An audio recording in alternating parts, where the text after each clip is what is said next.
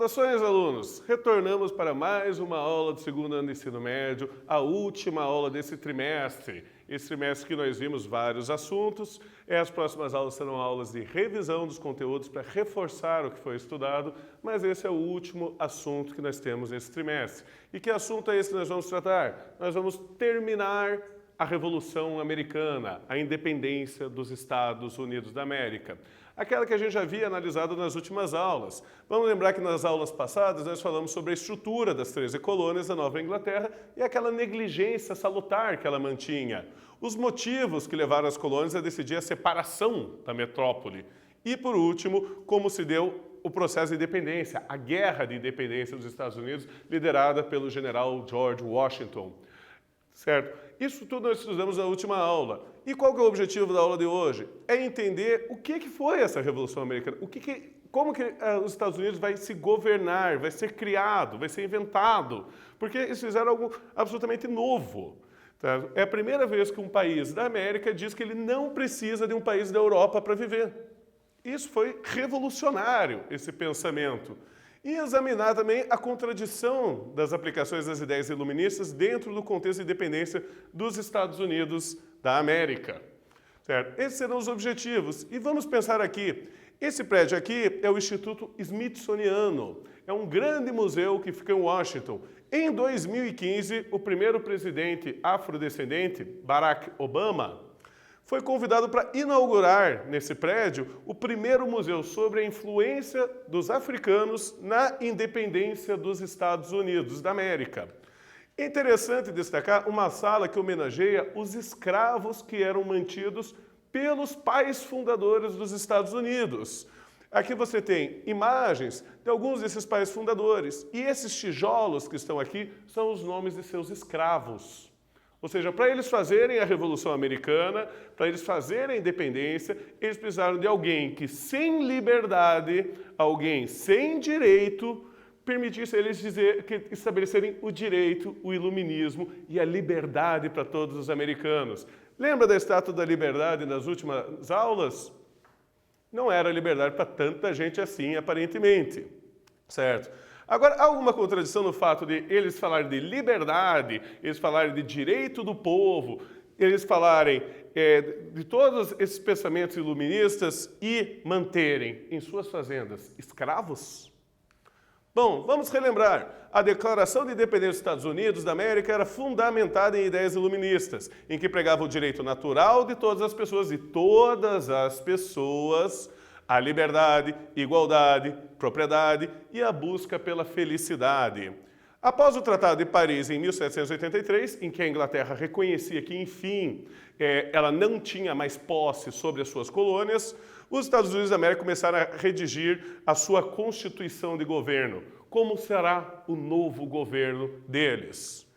E essa Constituição só fica pronta em 1787, e ela apresenta algumas características peculiares e inovadoras.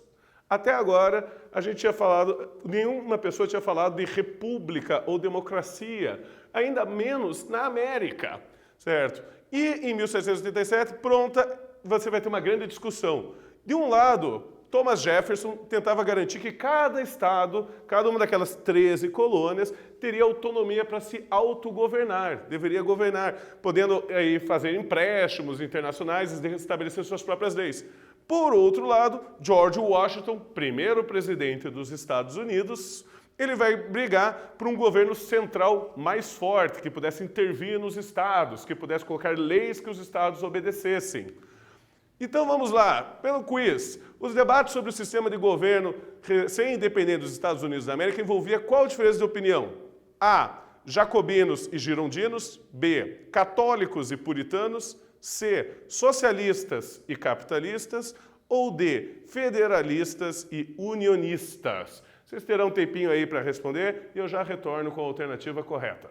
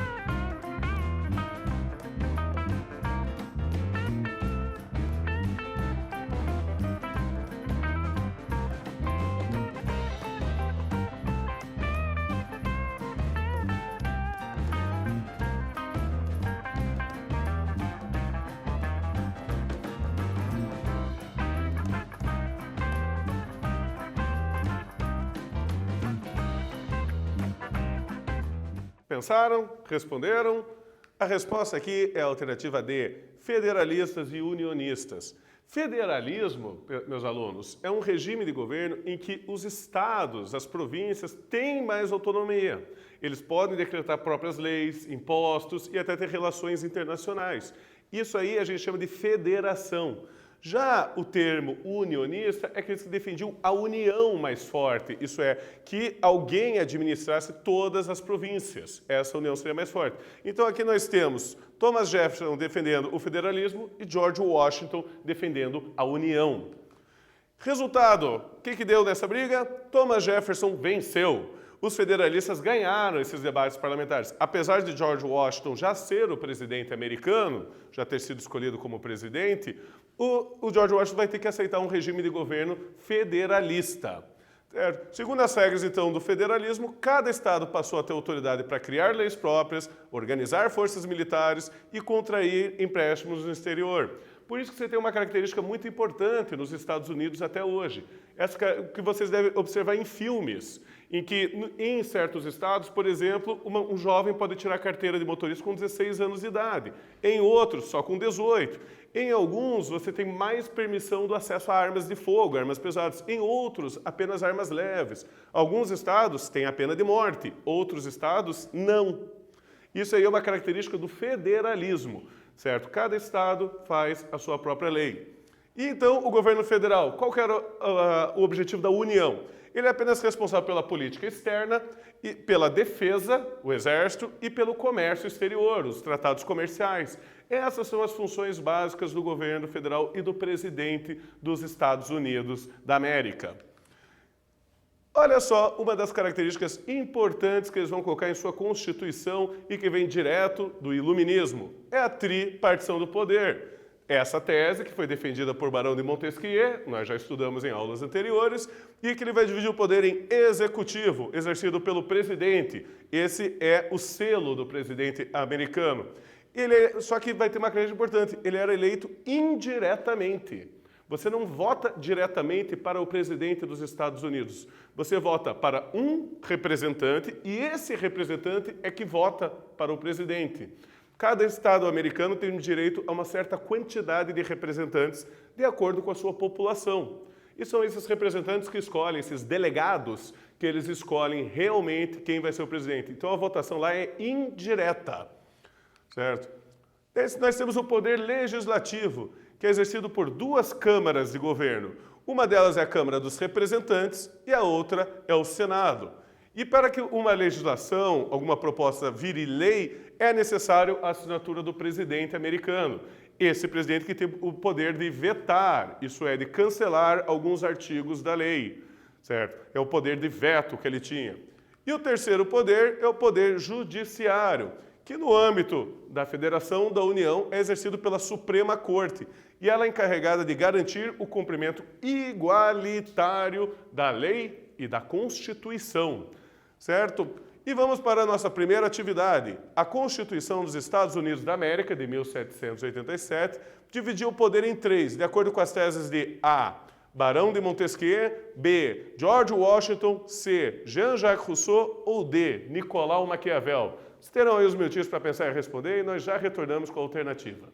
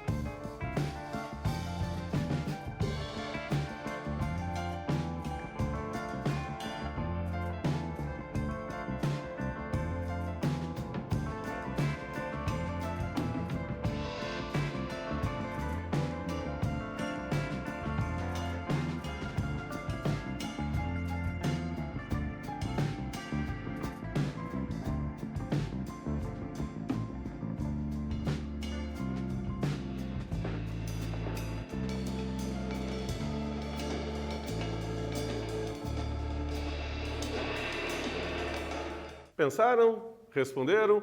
A alternativa correta disso aí é Barão de Montesquieu, que a gente já falou várias vezes sobre sua tese quando falamos de Revolução Francesa, quando falamos de Iluminismo. Esse é um cara recorrente no pensamento iluminista, a sua ideia de dividir o poder, nunca deixar alguém com muito poder. Você tem que controlar o poder, porque senão a pessoa vai virar um tirano autoritário.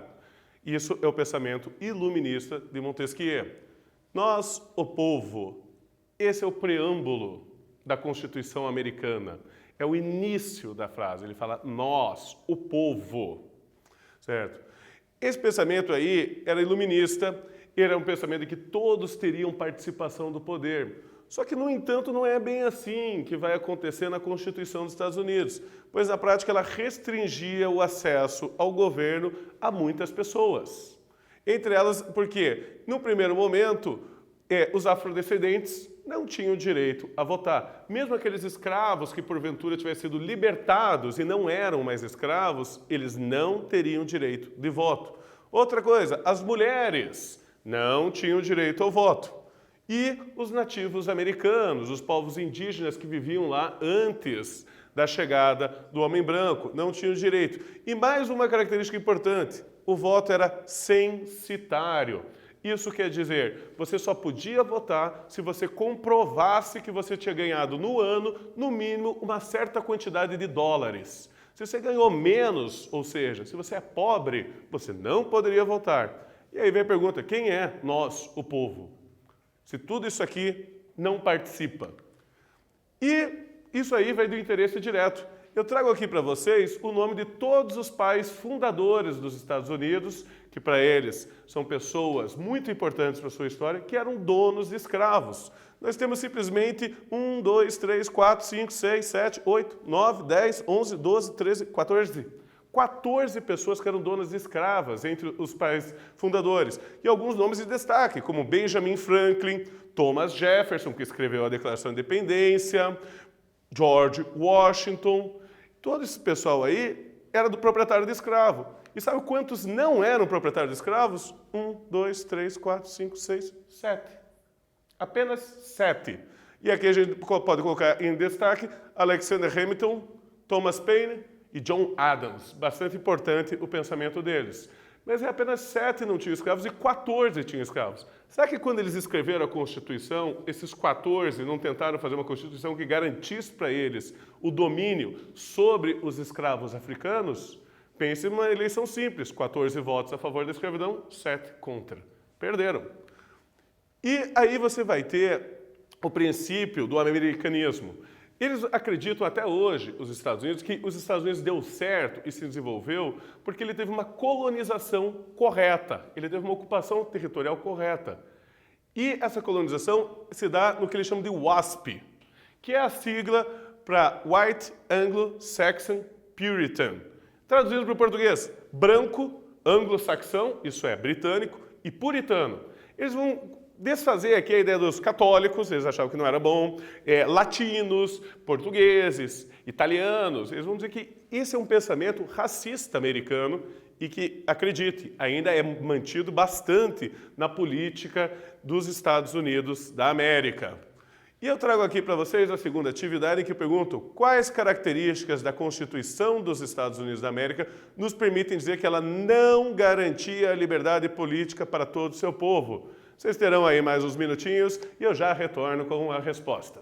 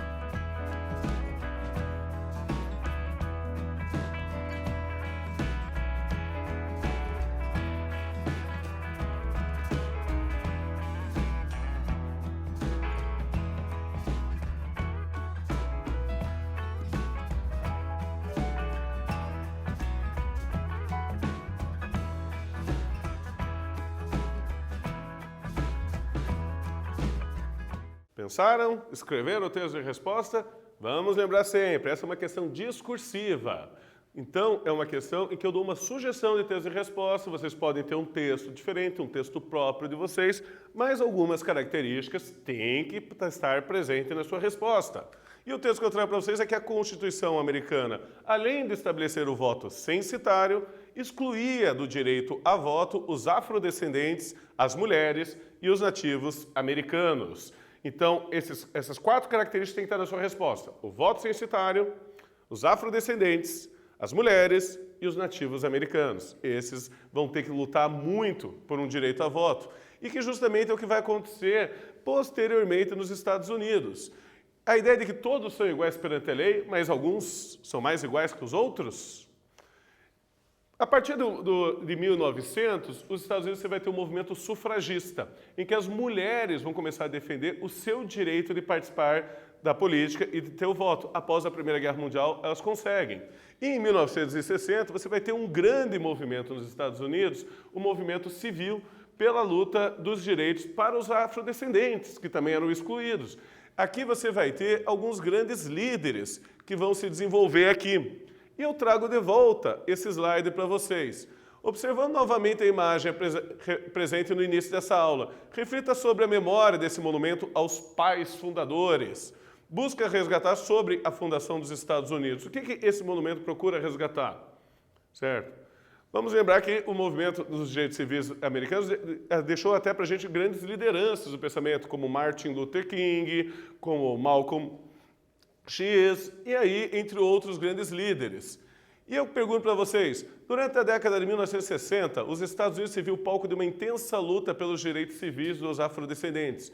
Esse movimento foi liderado por homens como Martin Luther King, Malcolm X e o Partido dos Panteras Negras, e procurava a. Garantir o respeito à Constituição que garantia direitos iguais a todos, pois todos foram criados iguais. B. Dividir os Estados Unidos em 2 países distintos. C. Garantir melhores salários. Ou D. Garantir o direito de voto às mulheres. Vocês terão uns minutinhos aí para pensar e nós já retornamos com a alternativa correta.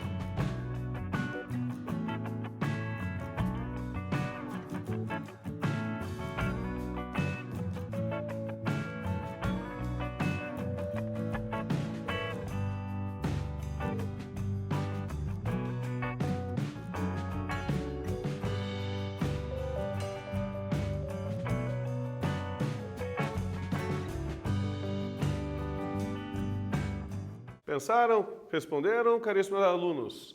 Vamos lembrar aqui sempre para vocês de nunca esquecerem de acessar o Google Class, acessarem a atividade obrigatória para contar com presença para o professor de vocês. E é claro, nunca perca o contato ali no mural para falar com o professor sobre qualquer dúvida, questão ou algum aprofundamento do conteúdo que vocês desejem.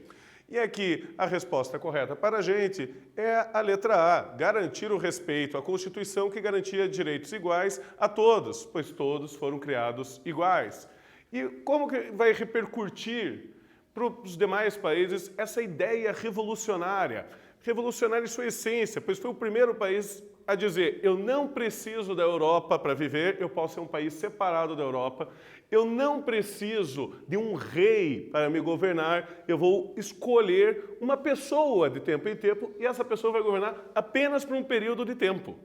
Essas ideias foram profundamente inovadoras para a época. E quais foram as consequências dela? Bom, primeiro para a Inglaterra, a consequência dela é que ela vai tirar o prestígio do rei George III, que inclusive enlouquece depois, e vai provar que é possível romper o elo entre governantes e governados, quando o governante não garante direitos fundamentais para os governados. Se o governante está oprimindo, é direito da população se rebelar contra esse opressor. Agora, para as colônias que tinha aqui na América, as colônias da Espanha, as colônias da França, como o Haiti, e as colônias portuguesas, vai servir de grande inspiração essa Revolução Americana. Durante o processo de independência de todos esses países, você vai encontrar nas bibliotecas de seus líderes um exemplar da Declaração de Independência dos Estados Unidos, muito influente. E também vai repercutir para a Revolução Francesa, que a gente já estudou, mas que ela acontece, na verdade, depois aqui. Inclusive, um dos grandes líderes franceses que foram até a América participar, depois ele volta para a França para fazer a Revolução Francesa. Um grande general francês. E agora eu trago para vocês um exercício de Enem. Vamos sempre lembrar que é importante ter esse foco também no Enem, para garantir um bom futuro. Certo? Esse exercício do Enem, como sempre, é um exercício com uma interpretação de texto. Eu vou deixar esse texto seguido na tela para vocês lerem. E a pergunta que eu faço é, considerando esse texto acerca da independência dos Estados Unidos e da Revolução Francesa, assinale a opção correta. E aqui eu vou passar as alternativas para vocês. Vocês terão um tempinho aí para lerem o texto e daí responder essas alternativas e eu já retorno com a alternativa correta.